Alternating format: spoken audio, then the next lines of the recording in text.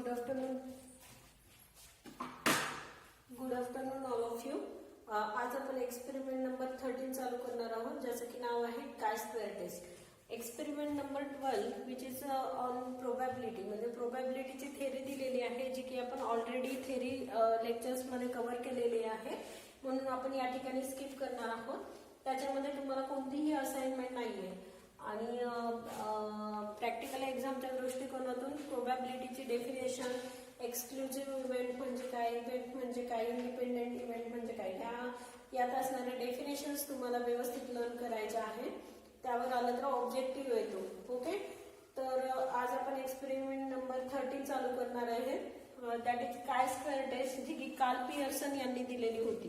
ठीक आहे, मग काय स्क्वेअर टेस्ट म्हणजे काय, तर आपण फॉर्म्युला पाहिला होता थेरी लेक्चर्सला की it is a summation of observed minus expected frequencies to the expected frequencies. What indicates so? It is the observed frequencies. Observed frequencies. Okay. Then what is E? It is the expected frequency. Expected frequency. Okay. ह्या practical मध्ये जर तुम्ही पाहिलं तर तुम्हाला मागच्या पेजवर बघितलं तर पेज नंबर 75-76 वर डिफरंट रेशोज दिलेले आहेत बघा.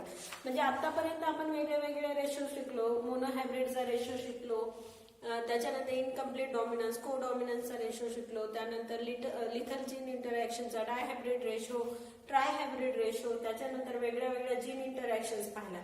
तर हे सगळे रेशोज आपण शिकलेलो आहोत. तर जेव्हा केव्हा एखादं ब्रीडर किंवा कोणी एक्सपेरिमेंट कॅरी आउट करत असेल क्रॉसिंगवर, आणि क्रॉसिंग केल्यानंतर त्याच्यामध्ये gene interaction, for example flower कलरसाठी क्रॉसिंग केलेलं आहे, white flower cross with red flower केलेलं आहे, तर त्याच्यामध्ये को डॉमिनन्स आहे का, इनकम्प्लीट डॉमिनन्स आहे का, कम्प्लीट डॉमिनन्स आहे, हे मला काही क्रॉसिंग केल्याबरोबर किंवा मटेरियल जे काही मी यूज केलं याच्यावरून तर मला कळणार नाही. I have to study the flower colour of each plant in the F2 population. मग मला काय करावं लागेल की F2 पॉप्युलेशन मध्ये प्रत्येक प्लांटचं मला काय करावं लागेल, फ्लावरचा कलर पाहावा लागेल, स्टडी करावा लागेल, त्याचं काउंट घ्यावं लागेल. मग मी काय करेल, रेड कलरची फिमेल चूज करेल, red colour flower female cross with white colour male सोबत क्रॉस करेल, त्याचं मला F1 मिळेल. F1 मिळाल्यानंतर मी त्याचं सेल्फिंग करेल आणि सेल्फिंग झाल्यानंतर मला F2चं सीड मिळेल, ते मी ग्रो करेल फील्डमध्ये ग्रो केलं. For example me 1000 plants, 1000 seeds grow केले. आता 1000 सीड्स मी फील्डमध्ये ग्रो केल्यानंतर त्याच्यापैकी सगळेच जर्मिनेट होतील असं काही नाही.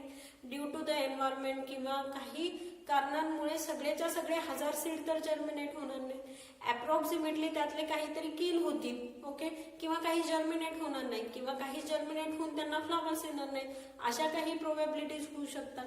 मग मला आता शोधायचंय की ह्या 1000 फुलांमध्ये कोणता रेशो आहे. जसे की जे रेशो आपण शिकलेलो आहे 3:1 आहे, 9:3:3:1 आहे का, 1:2:1 आहे का, लिथल जीन ऍक्शन आहे का, एखादी इंटरॅक्शन आहे. हे जर मला स्टडी करायचं असेल तर मला प्रत्येक उगवलेल्या झाडांना लागलेल्या फुलाचं ऑब्झर्वेशन घेणं आवश्यक आहे. मग आपल्याला प्रॉब्लेम मध्ये या ठिकाणी काय दिलेलं असते की त्यांनी अप्रॉक्सिमेटली, फॉर एक्झाम्पल या ठिकाणी गेले बघा 700 झाडं, हे जर त्याला रेड मिळाले आणि 300 झाडं मिळाले त्यांना व्हाईट. ओके, मी आता या ठिकाणी टोटलिंग होत आहे व्यवस्थित. तर पहिल्यांदा आपण बघूया what is the observe frequencies and what is mean by expected frequencies. Okay, आता मला असं एखादा पॉप्युलेशन प्रॉब्लेम मध्ये दिलेला असते. पहिल्यांदा तर मला काय करावं लागेल, आपण या ठिकाणी थोडेसे चेंजेस करत आहोत. या ठिकाणी आपण 800 घेऊया आणि या ठिकाणी आपण 200 घेऊया. ठीक आहे, तर हे जे मला दिलेला डेटा असतो हा ऑब्झर्व झालेला डेटा आहे, फील्डमध्ये ऑब्झर्व झालेला डेटा आहे. Okay, now as per my ratio I have to expect some population. म्हणजे हे तर मला ऍक्च्युअली आले, पण ऍक्च्युअली फील्डमध्ये काही प्लांट्स किल झालेले आहेत, काही जर्मिनेट झालेले नाहीये, तर ते किती असायला पाहिजे होते त्याला आपण म्हणत असतो एक्सपेक्टेड फ्रिक्वेन्सी. ऑब्झर्व म्हणजे डायरेक्ट दिलेला डेटा जो की फील्डमध्ये ऍक्च्युअली ऑब्झर्व झालेला आहे. जर मग काय करायचं, दिलेलं जो पॉप्युलेशन आहे त्याच्यातल्या छोट्यात छोट्या अंकाने सगळ्यात मोठ्या अंकाला अप्रॉक्सिमेटली डिवाइड केलं तर बे चोक 8 आणि बे एक बे. म्हणजे असा रेशो आपण कोणता शिकलाय की जो 4:1 च्या जवळ आहे, तर तो आहे 3:1. म्हणजे आपला डेटा हा 3:1 ला काय होऊ शकतो बाबा, या ठिकाणी फिट होऊ शकतो. पहिल्यांदा तर हे लक्षात घ्या, हे आता आपण काय कन्सिडर केलं की 3:1 हा रेशो ह्या पॉप्युलेशन साठी फिट होऊ शकतो. Now I have to calculate the expected frequencies. Expected frequency, I have total plant population that is 1000. ठीक आहे, याचं जर तुम्ही टोटल केलं 3 + 1 मीन्स 4 पॉप्युलेशन पैकी तुम्हाला 3 प्लांट हे रेड मिळायला पाहिजे आणि 4 पॉप्युलेशन पैकी तुम्हाला 1 प्लांट हे कसं मिळायला पाहिजे, व्हाईट मिळायला पाहिजे. ठीक आहे, जर मी असं पॉप्युलेशन कन्सिडर केलं आउट ऑफ 4 तर 1000 पैकी किती. ठीक आहे, तर आपण असं कॅल्क्युलेट करू शकतो expected frequency for red colour. आपण कशी कॅल्क्युलेट करणार आहे बघा, 4 पैकी 3 तर 1000 पैकी किती. ठीक आहे, so x = 1000 into 3 divided by 4. 4 2 8, 4 5 20, 200, 25 3 75 म्हणजे 750 यायला हवा होतो. ठीक आहे, ही फ्रिक्वेन्सी म्हणजे आता ही मिळाली मला expected frequency for red colour. तशीच मी व्हाईट कलर साठी एक्सपेक्टेड फ्रिक्वेन्सी कशी काढणार. व्हाईट कलर साठी एक्सपेक्टेड फ्रिक्वेन्सी काढायची असेल तर 4 पैकी 1 झाड व्हाईट यायला पाहिजे, तर 1000 पैकी किती यायला पाहिजे, तर 1000 गुणिले 1 डिवायडेड बाय 4. 4 2 8, 4 5 20, 0 ला 0 म्हणजे 250 झाडं हे कसे यायला पाहिजे, व्हाईट कलर फ्लॉवर यायला पाहिजे. कळालं का तुम्हाला. ऑब्झर्व फ्रिक्वेन्सी म्हणजे काय आणि एक्सपेक्टेड फ्रिक्वेन्सी म्हणजे काय. ऑब्झर्व फ्रिक्वेन्सी म्हणजे जी आपल्याला फील्डमध्ये ऍक्च्युअली जे पॉप्युलेशन दिलेलं आहे त्याला आपण म्हणत असतो ऑब्झर्व फ्रिक्वेन्सी. आणि या ऑब्झर्व फ्रिक्वेन्सीवरून आपण एक तर्क बांधत असतो की आपला रेशो कोणत्याला फिट होऊ शकतो आणि ते फिट होतोय की नाही हे शोधण्यासाठी ही काय स्क्वेअर टेस्ट. मग काय स्क्वेअर टेस्टचा आपण यूज कसा पाहिला होता थेरी लेक्चरला. जर ही काय स्क्वेअर टेस्ट ही टेस्ट कशी यायला पाहिजे, आता मी कन्सिडर केलंय ह्या पॉप्युलेशन साठी माझा रेशो 3:1 हा फिट होऊ शकतो असं मी एक हायपोथेसिस कन्सिडर केलेला आहे. आता ह्या माझा ऑब्झर्व्ड आणि एक्सपेक्टेड फ्रिक्वेन्सीज मी काय करणार, ह्या फॉर्म्युलामध्ये टाकणार आणि मी एक काय स्क्वेअरची व्हॅल्यू काय करणार आहे या ठिकाणी इस्टिमेट करणार आहे किंवा कॅल्क्युलेट करणार आहे. त्याला आपण म्हणूया कॅल्क्युलेटेड काय स्क्वेअर टेस्ट. ठीक आहे, आता जशी ही कॅल्क्युलेटेड काय स्क्वेअर टेस्ट आहे, एक्स स्क्वेअर टेस्ट आहे, तशीच जसं तुमचा लॉग टेबल असतो त्याच्यात वेगळ्या वेगळ्या व्हॅल्यूज असतात, तुम्ही मल्टिप्लिकेशन डिवायडेशन करू शकता. त्याच लॉग टेबलमध्ये आपण ही कॅल्क्युलेटेड काय स्क्वेअरची व्हॅल्यू कम्पेअर करत असतो 5% ला. त्याला आपण म्हणत असतो table chi square value at 5%. ठीक आहे, त्याला आपण काय म्हणणार आहे, table chi square value at 5%. ठीक आहे, आता ही व्हॅल्यू 5% ची व्हॅल्यू. आता एक व्यवस्थित लक्षात ठेवा, इफ मी हे थेरी लेक्चर्स मध्ये पण सांगितलं होतं, परत एकदा रिकॉल करते. If calculated chi square value is less than that of the table chi square value, then the ratio is non-significant. And the chi-square value is non-significant. At that time, our hypothesis is correct one. Our hypothesis is correct. म्हणजे आपण जो 3:1 हा ratio consider केलेला आहे तो आपला ratio ह्या problem साठी काय असणार आहे, करेक्टेड असणार आहे. आणि जर calculated chi-square value is greater than that of the table chi-square value, then our chi-square test is significant and there is a deviation. Our hypothesis is wrong at that time. Our hypothesis is wrong at that time and our population is deviate or the 3:1 ratio is deviate. It is not correct that we consider. म्हणजे आपल्या population मध्ये जो आपण 3:1 ratio हा consider करतोय की माझ्या population मध्ये 3:1 हा रेशो असेल, हे आपण हायपोथेसिस कन्सिडर केलंय, हे रॉंग असणार आहे. म्हणजे जर तुमचा रेशो फीड व्हायचा असेल तर तुमची काय स्क्वेअर टेस्ट कशी यायला पाहिजे, नॉन सिग्निफिकंट यायला पाहिजे. आणि नॉन सिग्निफिकंट येण्यासाठी कॅल्क्युलेटेड व्हॅल्यू ही टेबल टी व्हॅल्यू पेक्षा कशी असली पाहिजे, लेस दॅन असली पाहिजे. आलं का लक्षात? बघा तुम्हाला दिले या ठिकाणी त्या स्टेप्स जे मी तुम्हाला सांगितले तेच दिलेलं आहे सर्व.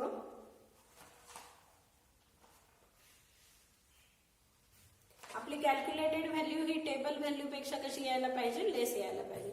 त्याच्यानंतर याच्यामध्ये अजून एक कन्सेप्ट आहे बघा, परत एकदा रिकॉल करते. आपला रेशो फिट होतोय की नाही हे पाहण्यासाठी आपलं कॅल्क्युलेटेड काय स्क्वेअर व्हॅल्यू ही टेबल व्हॅल्यू पेक्षा कशी यायला पाहिजे, लेस यायला पाहिजे. At that time what we consider the hypothesis is the correct one. आणि ज्या वेळेस आपण कॅल्क्युलेटेड व्हॅल्यू ही टेबल व्हॅल्यू पेक्षा जर मोठी आली, बिगर आली, तर at that time our test of significance is significant, and if the chi-square test is significant at that time what we consider hypothesis is the wrong one. किंवा आपला ratio जो आपण कन्सिडर केलेला आहे तो रॉंग असणार आहे. फक्त एवढं लक्षात असू द्या, ज्या वेळेस टेस्ट नॉन सिग्निफिकंट असेल त्यावेळेस आपला रेशो काय होणार आहे, फिट होणार आहे. आता what is mean by degree of freedom. ज्या ठिकाणी तुमचा 2 क्लास 3:1 हा नंबर ऑफ क्लासेस किती आहेत या ठिकाणी, 2 आहे. 2 - 1 means number of classes if we indicate it by n then the degree of freedom is n - 1. ठीक आहे. आता या ठिकाणी नंबर ऑफ क्लासेस किती आहेत, 2 आहेत. 2 वजा 1 डिग्री ऑफ फ्रीडम झाला 1. म्हणजे डिग्री ऑफ फ्रीडमला आपण 1 डिग्री ऑफ फ्रीडमला आपण काय स्क्वेअरची व्हॅल्यू 5% ला काय करत असतो, टेबलसाठी वापरत असतो. म्हणून डिग्री ऑफ फ्रीडम म्हणजे इंडिपेंडंट कंपॅरिझन्स. म्हणजे समजा माझ्याकडे 4 फ्लावर्स आहेत आणि 4 व्यक्ती आहेत, 4 कलरचे फुलं आहेत. फॉर एक्झाम्पल रेड आहे, व्हाईट आहे, देन ब्ल्यू आहे अँड पिंक आहे. आता मी जर पहिल्या व्यक्तीकडे गेले तर त्याला चॉईस असते, 4 पैकी तो एक घेणार. परत दुसऱ्याकडे गेल्यानंतर तो 3 पैकी 1 सिलेक्ट करणार. तिसऱ्याकडे गेल्यानंतर 2 पैकी 1 त्याला चॉईस असणार आहे, पण चौथ्याला उरलेला फ्लावर घ्यावाच लागणार आहे. या कन्सेप्टला आपण म्हणत असतो डिग्री ऑफ फ्रीडम, आणि इट इज इंडिकेटेड बाय और it is given by n - 1. ठीक आहे. तर नंबर ऑफ क्लासेस जेवढे आहेत ते -1 म्हणजे आपलं डिग्री ऑफ फ्रीडम असणार आहे. जर माझ्याकडे हा जर रेशो असेल 9:3:3:1 म्हणजे नंबर ऑफ क्लासेस या ठिकाणी झालेले आहेत 4 नंबर ऑफ क्लासेस म्हणजे माझं डिग्री ऑफ फ्रीडम किती यायला पाहिजे, 4 - 1 = 3. आलं लक्षात? दिस इज 3 डिग्री ऑफ फ्रीडम. मग 3 डिग्री ऑफ फ्रीडमला मी माझी 5% ची table chi square value calculate करणार आहे. ठीक आहे. आपला रेशो कधी फिट होत असतो, जेव्हा काय स्क्वेअरची व्हॅल्यू ही कशी येत असते, नॉन सिग्निफिकंट येत असते. आणि नॉन सिग्निफिकंट व्हॅल्यू म्हणजे काय, आपली कॅल्क्युलेटेड व्हॅल्यू ही टेबल टी व्हॅल्यू पेक्षा कशी येणार आहे, लेस येणार आहे. फक्त एक कंडिशन लक्षात ठेवा, आपला रेशो फिट होते की नाही हे बघण्यासाठी नॉन सिग्निफिकंट यायला पाहिजे. नॉन सिग्निफिकंट यायला पाहिजे काय स्क्वेअरची व्हॅल्यू. काय स्क्वेअरची व्हॅल्यू नॉन सिग्निफिकंट येणार म्हणजे आपला रेशो काय होणार आहे, फिट बसणार आहे. Okay. Our ratio is correct और our ratio is fitted. Okay. आता नॉन सिग्निफिकंट म्हणजे काय, तर calculated chi square value is less than that of the table chi square value. Table chi square value. Table chi square value पेक्षा आपली calculated X square value ही less यायला पाहिजे. At that time आपण consider केलेला जो ratio असतो तो कसा असतो, करेक्ट असतो. ठीक आहे. आलं लक्षात? आता बघा खूपच सोपा असा प्रॉब्लेम आहे, याच्यामध्ये खूप सोपे प्रॉब्लेम आहेत, तुम्ही सर्व प्रॉब्लेम सॉल्व्ह करू शकता, पण आपण 3-4 प्रॉब्लेम लिहिणार आहोत. ठीक आहे. पहिला प्रॉब्लेम बघा, आता याच्यामध्ये दिलेला आहे पेज नंबर 76 वर बघा. फॉर कॅल्क्युलेशन ऑफ काय square values the data is tabulated in the following manner. Data आपण फॉलोइंग मॅनर मध्ये काय करायचा असतो, टॅब्युलेट करायचा असतो. तर त्यांनी आपल्याला दिलेलं आहे पहिलं की रेड कलर फ्लावर्स किती, रेड कलरचे प्लांट्स किती आहेत. रेड फ्लावरचे प्लांट्स आपल्याला दिलेले आहेत 3471 रेड फ्लावरचे प्लांट आहेत. आणि दुसरं आपल्याला दिलेलं आहे 1119 चे कसे फ्लावर्स आहेत, व्हाईट फ्लावर्स आहेत. याचं टोटलिंग करा किती येते, 9 + 1 10 कॅरी ओव्हर केला 1, 8 आणि 1 9, 4 आणि 1 5 आणि 4 म्हणजे आपलं टोटल प्लांट पॉप्युलेशन 4590 आहे. तर आता यांनी आपल्याला हे प्लांट पॉप्युलेशन दिलंय म्हणजे ह्या काय झाल्या तरी आपल्या ऑब्झर्व्ड फ्रिक्वेन्सीज. ओके, ऑब्झर्व्ड फ्रिक्वेन्सीज झालेल्या आहेत. आता दोन क्लासेस मध्ये दिलेले आहे. जर आपण रफली याला डिवाइड करायचा प्रयत्न केला तर 1000 इथं कन्सिडर केलं 3000 किंवा तुम्ही याला डिवाइड करा तर तो रेशो अप्रॉक्सिमेटली 3:1 पर्यंत येईल. बघा ना इथं ढोबळमानाने दिसतंय 1000 केलं इथं 3000 कन्सिडर केलं तर 1:3 रेशो येतोय आपला. ठीक आहे, म्हणजे हा रेशो आपल्याला 3:1 ला फिट होऊ शकतो असं आता आपण या ठिकाणी एक हायपोथेसिस कन्सिडर करणार आहोत. Now we have to calculate the expected frequencies. expected frequencies. आता expected frequency यांनी या ठिकाणी डायरेक्ट काढलेली आहे. ही तुम्हाला रफ मध्ये कॅल्क्युलेट करायची आहे आणि नंतर दिलेल्या टेबल मध्ये काय करायची आहे पुट करायची किंवा खाली तुम्ही एका ठिकाणी काढू शकता expected frequency for red colour is आणि नंतर असा टेबल बनवायचा. आधी असं कॅल्क्युलेट करू शकता तुम्ही एक्सपेक्टेड फ्रिक्वेन्सी नंतर टेबल फॉर्म करायचा आणि काय स्क्वेअर व्हॅल्यू काय करायची कॅल्क्युलेट करायची. आता expected frequency for red colour कशी काढायची. रेड कलर आता मी सांगितलं की आपण रेशो कन्सिडर करतोय 3:1 म्हणजे टोटल प्लांट पॉप्युलेशन म्हणजे त्याची बेरीज करायची त्या रेशोची. 3 + 1 = 4 म्हणजे 4 पैकी 3 प्लांट हे रेड असतील तर 4590 पैकी किती प्लांट रेड असतील म्हणून 4590 गुणिले 3 डिवाइडेड बाय 4. 4 1 4 4 1 4 1 4 1 4 करूया 4 3 12 4 चौक 16 4 चौक 16 17 18 19 3 उरले 4 25 4 7 24 4 7 28 आणि हे 5 इज इक्वल टू 5 3 15 5 4 1 7 1 21 22 2 4 1 4 3 12 1 13 3 4 1 3 1 3 आणि 4 3 1 3 आणि हे आपला पॉइंट. तर आता जर तुम्ही टेबल मध्ये पाहिलं तर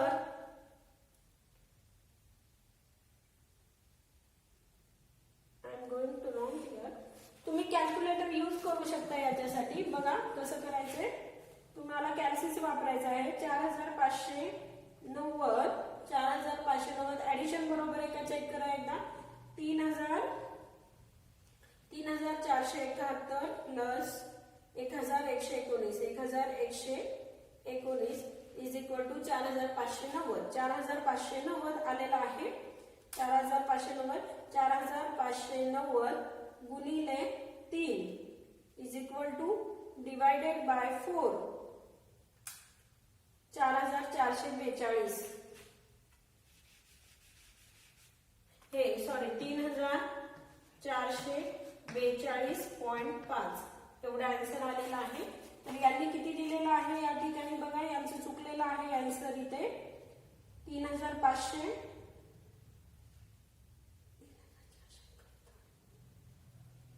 3471 बरोबर.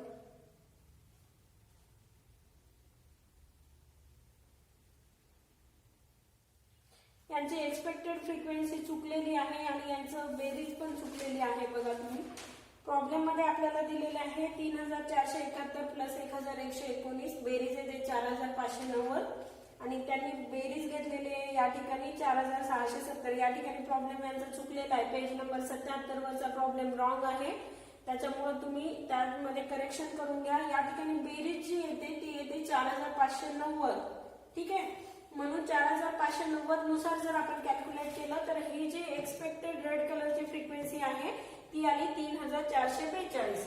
तशीच आपल्याला व्हाईट कलरची काढायची असेल तर 4 तर 4590 ला किती तर येते 4590 गुणिले 1 डिवाइडेड बाय 4. ठीक आहे, इज इक्वल टू हे उत्तर येते आता 4 1 4 4 1 4 1 उरलं 4 चौक 16 4 चौक 16 15 16 4 चौक 16 17 18 19 3 4 7 28, 4 5 20, 1447. आता जर तुम्ही बेरीज केली तर याची बेरीज सुद्धा तेवढीच यायला पाहिजे बघा. 1147, 1147 plus 1147.5 plus 3442.5 is equal to आली आपली 4590 बेरीज आलेली आहे. Now we have to calculate or we have to put these frequencies in the tabulated form. Okay, पहिल्यांदा लिहायचं ऑब्झर्व्ड फ्रिक्वेन्सीज. मी शॉर्ट फॉर्म मध्ये लिहिते ऑब्झर्व्ड फ्रिक्वेन्सीज ओ. ठीक आहे, या ठिकाणी दिलेला आहे आपल्याला red colour frequency, red flower, white flower आणि टोटल.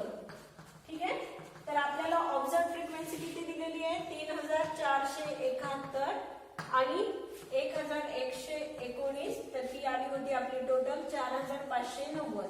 ठीक आहे, त्याच्यावरून आपण काय केलं आता कॅल्क्युलेट केलं एक्सपेक्टेड फ्रिक्वेन्सीज, किंवा तुम्ही डायरेक्टली असं लिहू शकता. याला तुम्ही कसं करू शकता बघा.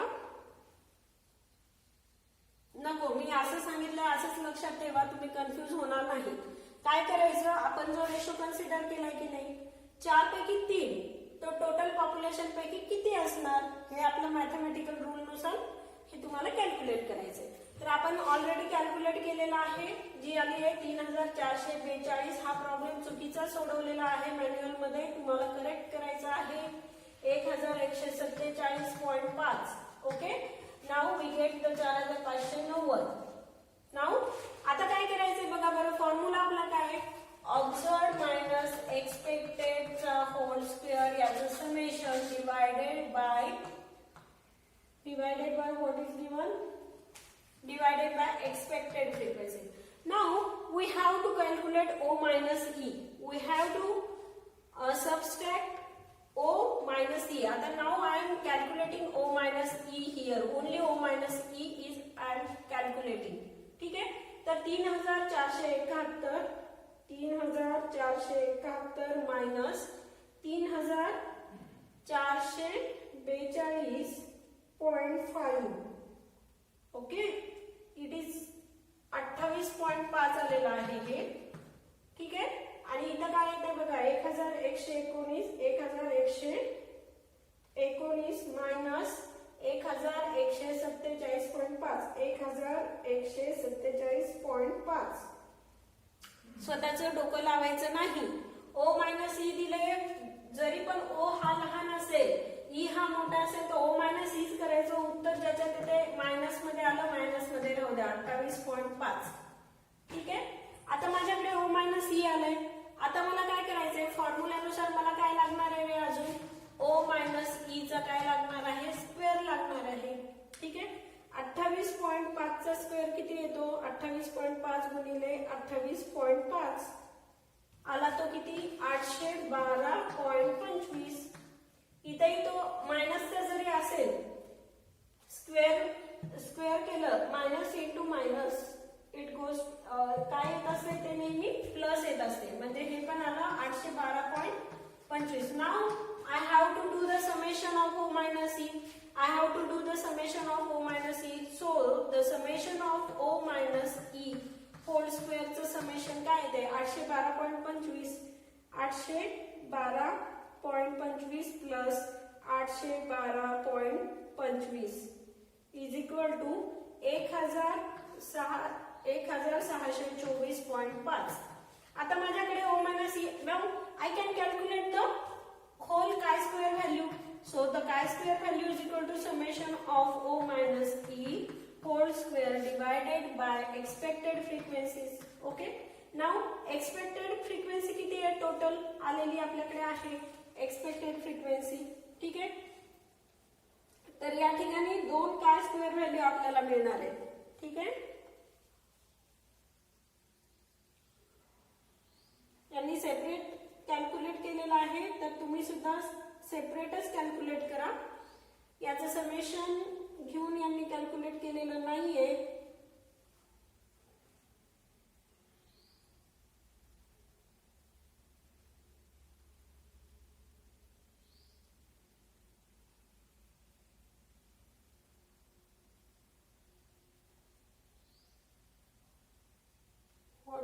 to do here.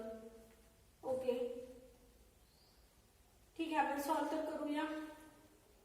आपल्याला एकच काय स्क्वेअर व्हॅल्यू मिळणार आहे. ठीक आहे, हे आपल्याला मिळालेलं आहे 1624.5 डिवायडेड बाय एक्सपेक्टेड किती आहे, रेड कलर साठीची एक्सपेक्टेड किती आहे या ठिकाणी. Okay, I will carry this problem in meanwhile.